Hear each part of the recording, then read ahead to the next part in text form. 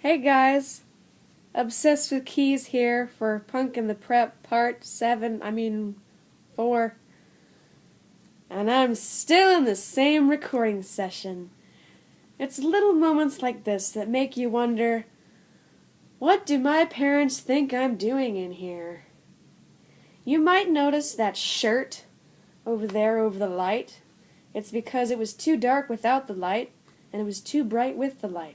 So I decided I'm going to put a shirt on it, because that solves every problem. So anyway, where we left off, part 7-ish.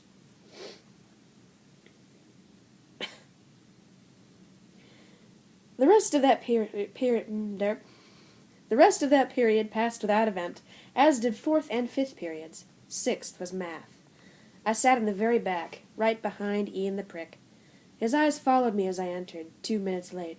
"That's detention, Valdez," said Mr. Adonza. "I already have detention, sir," I replied in a monotone. "Well, don't let it happen again." "Get out a sheet of paper and complete the warm-up problem on the board, please." "Yes, sir." I sat down and unzipped my enormous binder, yanking out a fresh sheet. "I hope he didn't want the holes in it." Ian turned sideways, pretending to get his calculator out of his backpack. Cha-Cha looked up, too, from 2 desks away. "What's wrong, Trixie?" Ian said. "Nothing, prick," I snapped. "Then why do you look like you've been crying?"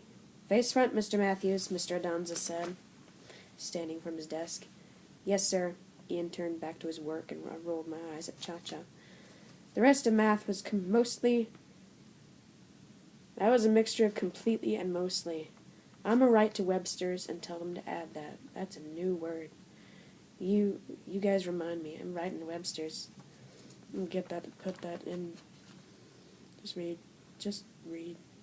The rest of math was mostly incident-free, as long as you don't count Sarah passing out from low blood sugar. She hadn't told anyone, but most everyone knew she was bulimic and starved herself. I felt sorry for her. 7th period wasn't really a class, just a study period. This was when Ian went from prick to master. So the angle that stems from the edge of the circle is inscribed, and the one that starts in the middle is the central angle. See? He said, pointing to a circle. "Yes, master," I replied, fighting the urge to bow.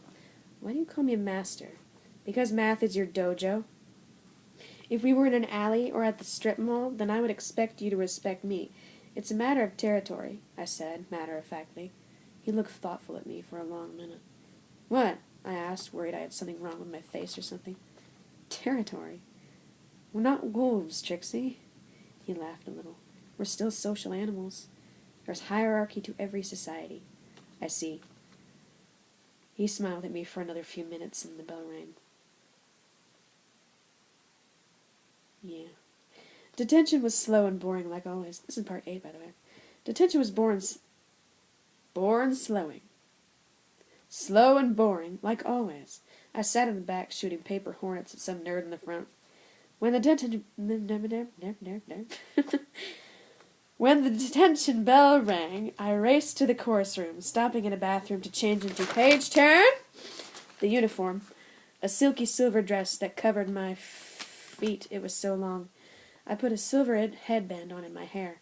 I sat in my assigned chair and waited nervously for the clock's hands to hit 6:30. That was our call time.